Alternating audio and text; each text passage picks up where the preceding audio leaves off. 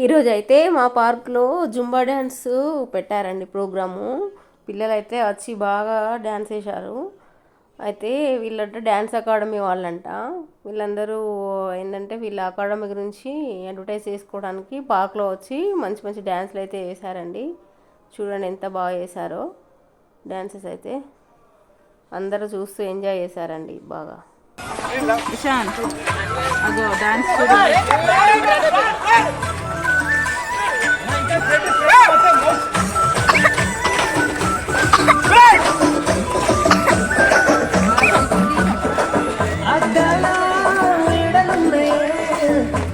అయ్యో అన్ని